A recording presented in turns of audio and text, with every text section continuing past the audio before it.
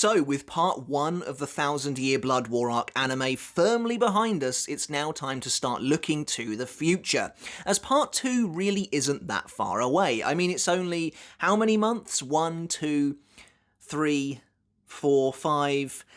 Okay, it is kind of far away, probably further than any of us would actually like, but that doesn't mean we can't start getting excited for what's to come, as part 2 of the Thousand Year Blood War promises to be markedly different from what we've seen so far. Part 1, which of course covered the first Quincy invasion and its aftermath, really feels like nothing else in the series. It's extraordinarily fast-paced, covers loads of ground, and the Soul Society is fully on the back foot the entire time. It's more a slaughter than a war, and that's of course what makes it so compelling. By contrast, the second Quincy invasion, which will be the focus for the majority of part 2, is much grander in scope, and begins adhering more to the structure and formula of what I would call a traditional Bleach story arc. And I certainly don't mean that as a bad thing. This is where Soul Society begins to fight back, and as a result there is an absolute explosion of incredible fights to be had here. While part 1 obviously had amazing battles like Yamamoto versus the fake Yhwach and Zaraki versus Unohana, that was really only the start. Part 2 is where the war in the Thousand Year Blood War really comes into play, where Captains and Sternritter, Shinigami and Quincy truly begin to face off, and we get some of the biggest battles of the final arc. And so I figured now was a great time to do a fun video where we do a quick hype check to see which of the upcoming battles I'm the most excited for. You only have to take a look at this list to see how crazy part 2 is going to be, and the best part is, for how good these fights are, these are just the ones we know about from the source material. There's still brand new fights to be had as well. And so without further ado, this is my list for the 9 fights I'm the most hyped to see in the Thousand Year Blood War arc anime part 2, from the 9th to the 1st. Now of course this list is totally subjective, and if yours differs from mine at all, I'd absolutely love to see it down in the comments below. And one last bit of housekeeping. I don't know how far into the story they're planning on going with part 2, but I can have an educated guess, and that's what I'm basing this list on, but it may turn out that some of the later fights here won't happen until part 3. So for the purposes of this video, I'm saying part 2 will run until chapter 611, and on that note, there will of course be major spoilers for the Thousand Year Blood War arc and the upcoming parts of the anime in this video ahead. And before we get started on the list, guys, if you haven't hit subscribe yet, make sure to do that now for more Bleach content like this every single week. And if you enjoyed the video, make sure to give it a thumbs up as well to help support me and the channel. And if you want to take that support for me another step further, I do also have a Patreon as well. And I just want to say, as always, a massive shout out and a huge thank you to everyone supporting me over there on Patreon. I really do appreciate each and every one of you. So, coming in at number 9 on this list, we have Ichigo Kurosaki versus the Bambis. The Soul Society is in a very dire spot. We're kind of at the halfway point of the second Quincy invasion, and Kenpachi Zaraki is at death's door as he is being hunted by this pack of vultures that are the Bambis, an all-female group of Sternritter made up by Sternritter G, Lil Toto Lamperd, P, Meninas McCallon, T, Candice Catnip, and Z, Giselle Jewel. But right in the nick of time to save Zaraki's life, Ichigo finally returns from the royal palace and takes on all 4 of these Sternritter at once. Now, the majority of this fight really is just Ichigo versus Candice Catnip, but the other 3 do get involved, and this is a great way of showcasing just how far above everyone Ichigo actually is at this point in time, as he completely toys with these enemies. This fight is just a fun moment in general. It's great to see Ichigo so in control, so in command. It really makes him feel like the main character, like the main hero. It's a really triumphant moment for him, one of the ones that really stands out in this arc as one of his absolute best. And it's going to be cool as well to get to see these 4 Sternritter utilising their 4 different and very colourful abilities. I only hope we get to see a little bit more from everyone involved, including Ichigo himself. And of course, this fight is our first opportunity to see Ichigo utilising his new dual Zangetsu that he achieved at the end of the Thousand Year Blood War arc part 1, and more than anything else, I just want to see a little bit more from Ichigo Ichigo here. That's kind of why this fight is so low down on the list. If anything, Ichigo just needs to be given a little more to do, both here in this battle and certainly after it as well. But of course, to top things off with this fight, it ends with the incredible reveal of Ichigo's first brand new technique in however long, Getsuga Jujisho. So I'm very, very excited to see Ichigo taking command on screen. Coming in at number 8, we have what I guess could be called, if you want to be pedantic about it, the first half of an actual fight, although personally I think this is different enough to be considered a fight in its own right. And that's of course Rose and Kensei versus Sternritter S, the superstar Masked Masculine. Now the reason I prefaced it like that is because Master Masculine kind of just runs a bit of a gauntlet. His fight isn't really broken up, he just takes on different opponents one after the other. But I do think there's enough of a differentiation here between this part of the battle and his fight with Renji to count them as two separate fights. I am really looking forward to this battle, even though it is laced with disappointment for fans of the Vizards. I'm hoping the anime can find some time to expand on both Kensei and Rose's roles here. Particularly Rose, because as you guys know, I'm a big fan of his. This is also where we get to see both Kensei's bankai finally utilised in full, but also we get the new reveal of Rose's bankai as well. So this is a great chance to really let these characters let loose a bit and actually take on an enemy that's worth their time.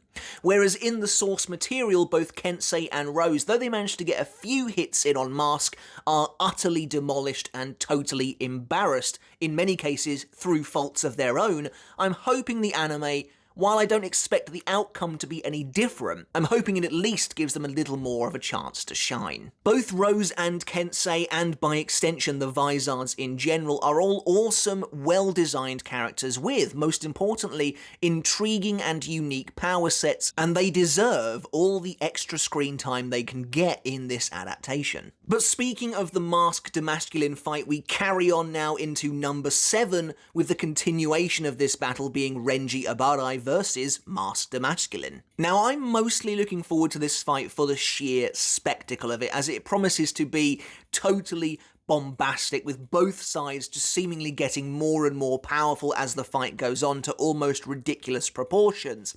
The reason it is this low down on my list, though I am still looking forward to it, is Master Masculine is not the most interesting Sternritter to me. There are far more interesting members of the Vandenreich in general, and he's mostly just a funny, bumbling personality with a kind of weird power that takes him to heights that I absolutely never anticipated. Of course, the main draw for this fight will be seeing Renji finally getting a hard-earned win against a powerful and prominent enemy, and it's a great showcase for Renji as he currently stands at basically the end of the series, showing us that he is not only vice-captain material, but he has now outclassed many of the captains as well, well and truly giving one of the main characters of the series, one of Ichigo's close group of friends, a well-deserved chance in the spotlight. And of course, to cap this fight off as well, we also get the reveal of Renji's true bankai, so that should also get people talking as well. Coming in at number 6, we have Mayuri and Nemu Kurotsuchi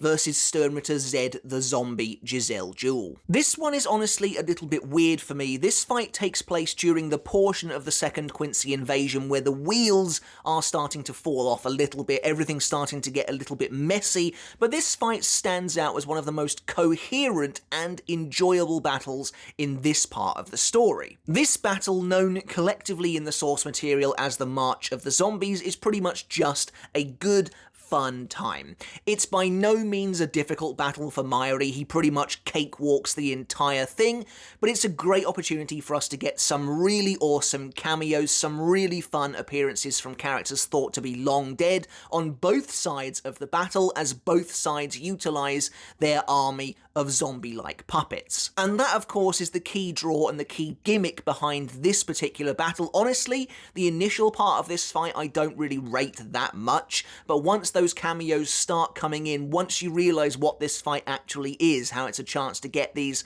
matchups that we never anticipated, whether it's Mayuri's old resurrected Arankar faces that we never expected to see again, or if it's Giselle utilising the power of Toshiro Hitsugaya, It's just a good time all around, and I think those cameos are going to be great to see in the anime itself.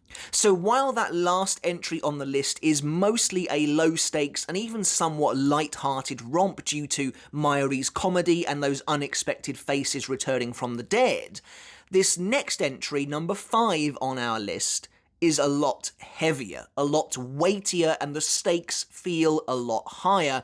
And of course, that's Seijin Komamura versus Sternritter E the Explode, Bambietta Bastabine. If I had to guess, I reckon this fight is up there for a lot of people as being the one they are the most excited for. Certainly it is within the collective community's top 5, I would imagine, because this fight is just really awesome and, in my opinion, totally unexpected. It goes in a direction that I could never have imagined. While Komamura is absolutely not the most popular captain, Bambietta conversely is one of the most popular members of the Sternritter, and I think this fight does a lot for Komamura as well, as it brings his subplot to a close that came about by him losing his bankai in the first Quincy invasion. And as I've always maintained, of the captains that lost their bankai, Komamura gets the best and most interesting subplot, and of course here that results in him transforming into a human version of himself to take down Bambietta with a new, improved, almost true version of his bankai. It's a genuinely shocking moment, one of the best twists in the series, and I absolutely love the way Komamura is portrayed here in this fight. The way he is quite literally putting everything on the line to avenge Genryusai, to avenge his death in the first invasion. It's just so fantastically well handled in the source material, and this is a battle I cannot wait to see here in the anime as well. If I had any kind of wish, any kind of pipe dream wish for this battle, it's that maybe Komamura's ending could be changed ever so slightly. I appreciate that this is his fate, that this is what awaits him by giving himself over to revenge, by basically ignoring the advice he gave to Tozen.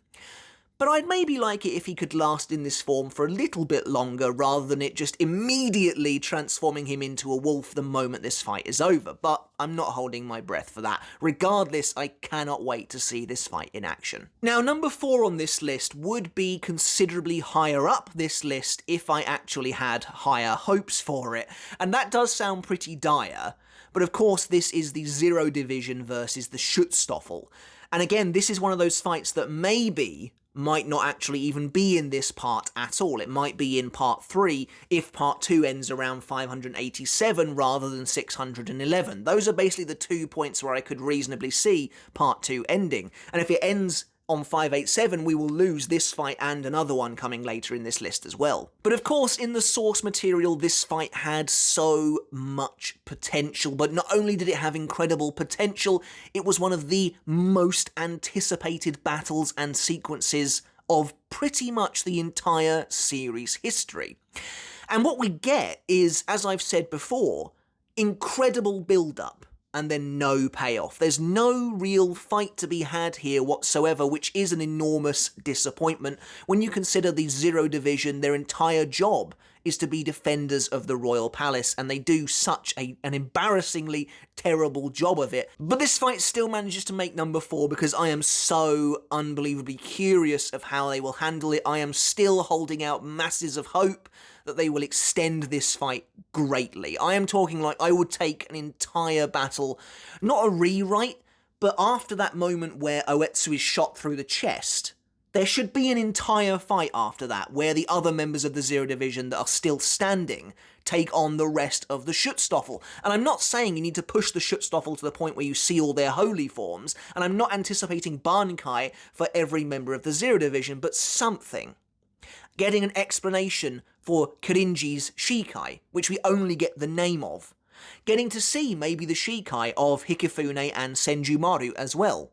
Getting hints towards the true powers, towards the shrifts of the Schutzstaffel. All of that sort of thing would be absolutely amazing.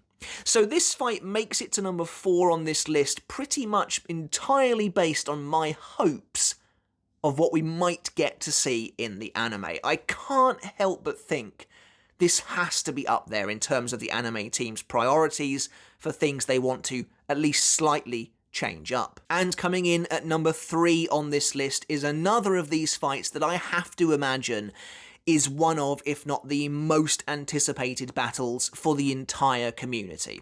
And that's, of course, Rukia Kuchiki versus Sternritter F, the Fear Asnod.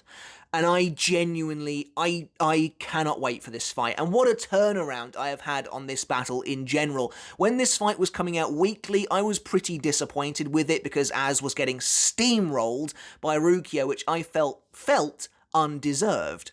But the actual fight ends up being very good and very, very rewarding for basically all parties involved. Of course, to cap everything off, the big talking point of this fight is that Rukia ends the battle with Byakuya's assistance, but he leaves the fight to her in the end, and she defeats Az using her very well-deserved and, of course, highly anticipated bankai, which, as the cherry on top, looks utterly spellbinding. Az himself gets great moments in this fight, going from one of the most popular members of the Sternritter. Kubo clearly knew that, giving him a proper battle here, giving him easily one of, if not the coolest holy forms of the entire Vandenreich. And then there is just that moment where Byakuya arrives and it's everything kind of coming full circle from the first invasion. This fight will never really be able to avoid the stigma of people thinking, well, how would this have been different if Byakuya had remained dead? But I have to say that even though that is an argument to be had, I love what Kubo did here. And Byakuya coming in, talking down to Az, making us think that he is going to take over the fight, but then leaving it in Rukia's hands, finally acknowledging her strength, is great cyclical development for the Kuchiki siblings, and this is just overall a brilliant, brilliant battle. And we even get some backstory for Asnot as well, one of the only Sternritter to actually get even a semblance of history. I really hope they keep that in the anime. But this is a fight that, again, I just can't wait to see. If they're going to extend it in any way, I'd love to get even more of Az's fear powers getting involved here. Because Rukia finds a way to nullify it so early on, the fear loses a lot of its potency compared to how it's used in the first invasion, so I wouldn't mind bringing some of that back if possible. But regardless, I cannot wait to see this. I cannot wait to see Tartar Fordas in action in all of its uncensored glory, and of course I cannot wait to see Haka no Togame. So this fight, I mean, it has to be up here. I genuinely am so excited for this one. And now in positions 1 and 2 are the two fights that I think will be the tentpole battles akin to Yamamoto versus Royd Lloyd from part 1. These will be the two enormous fights that are the kind of peaks of part 2. Potentially part 3 if one of these fights doesn't make it on here. Starting with position number 2, we have Kenpachi Zaraki versus Sternritter V, the visionary Gremi Thamo. And, you know, obviously, this is going to be one of the biggest, one of the most talked about moments of the entire 1000-Year Blood War arc, not just of part 2. It's a massive fight that I struggle to see them containing to one episode. I can maybe see it being pushed to 1.5, maybe even 2 if they really want to push the boat out here, but it's a lengthy battle. Kind of akin to the sorts of fights we get in the Varvelt section of the story later on involving the Schutzstoffel. This is another one that is a big, beefy battle. Of course, it's going to be really fun getting to see Gremi's powers brought to life on the screen. There's so much variety there, there's so much creativity on show there. But I mean, I'm beating around the bush here. Everyone is going to want to see Kenpachi Zaraki activating his Shikai no Zarashi, cutting down that colossal meteor with his extraordinary raw strength, his incredible power. That is going to be the kind of peak moment, I imagine, of the 1000-Year Blood War arc part 2. And while Zaraki is not my favourite character, I still enjoy him. I still think he's fantastic, and I think this is a great stepping stone in his development. His development is so good here in the 1000-Year Blood War arc that I can't wait to see this come to fruition here in part 2. I just think this is going to be a crazy battle, because once the meteor starts coming down, it's involving everyone here on the battlefield. We'll see all the little cameos of all the characters who were watching everything unfold, that massive stage that appears out of the ground for Zaraki and Gremmy to fight on. Everything about this fight screams grandiose tentpole battle. If the next fight on this list doesn't make it into part 2, this will be the absolute biggest one of all. If the next fight on this list does make it into part 2, then A, we're in for a very good time with these 2 incredible fights in this one batch of episodes, but B, I think it'll be interesting to see how they split priority between them. And so, we may as well just get on with it. Number 1 on this list is absolutely Ichibei Hyosebe, the leader of the Zero Division, versus Yhwach himself, the Emperor of the Vandenreich. It is a fan fiction level fight, for me anyway. If you had told me, however many years ago before the 1,000-Year Blood War arc began, that eventually we would be seeing the ancient sealed king of the Quincy's going head-to-head against the leader of the Zero Division in a fight in which the fate of the Soul King hangs in the balance, I would just never have believed you. It would have been everything, a dream come true. Not only do we get that fight, but it is absolutely fantastic. The only thing I'm not massively keen on is the ending, but I can say the same for Kenpachi versus Gremmy. The entirety of the rest of this fight is so well done, so well balanced, showcasing such an incredible level of power, showcasing such an incredible level of mastery over their respective skill sets, getting to see Ichibei, Shikai, and Bankai as this fight just ramps up, and it's gonna be so awesome. It has to be animated in a way that looks absolutely wonderful. This fight is about the same length, roughly, as Yamamoto versus Royd, so I can imagine them kind of doing maybe a similar kind of showcase in an episode, much like episode 6 of part 1. But yeah, for me, this is a fight they need to get right. And it's an interesting one as well, because neither Ichibei nor Yhwach are like particularly popular, but as far as the lore goes, this is basically the most important fight of this part, easily, probably of the entirety of the 1,000-Year Blood War arc until this point. And they just have to get it right. It has to be able to convey that sense of ancient, unyielding power from both sides, and I'm really, really looking forward to seeing it. I am really hyped to see Ichibei versus Yhwach. It is roundly considered one of, if not the best fights of the 1,000-Year Blood War arc, and probably one of the best fights of Bleach. Kubo finally letting 2 absolute monsters, absolute powerhouses off the hook, and they can go at each other with everything in their arsenal. And so yeah, for me, that is number 1. But like I said, there is a condition. There is a chance Ichibei versus Yhwach will not make it in part 2, depending on where they decide to end things. In which case, that would be the tentpole fight of part 3, probably, and Zaraki versus Gremmy will be the tentpole fight of part 2. But we will see. Regardless, I hope this list has shown you that there are very, very exciting times ahead for the 1,000-Year Blood War arc anime. But that's just my list of the fights I am the most excited for, and there are a few fights that didn't even make it on this list. That's how many awesome battles there are in the second Quincy invasion. Soifon versus BG9. It's short, but the choreography is really nice. Toshiro and Matsumoto versus Bazby is one of the craziest stomps we have ever seen, and it is so brutal to witness. And then there's absolutely hilarious battles like Byakuya versus Pepe, which honestly I just can't wait to see the reactions to. But yeah, that is it for my list, guys. I hope you enjoyed it. Let me know if you agree with the ordering of my picks, if you disagree with some of my picks entirely, and how your lists would be. I'd love to know, so please do let me know in the comments below. Make sure to hit subscribe if you haven't done already, and until next time, I'll catch you later.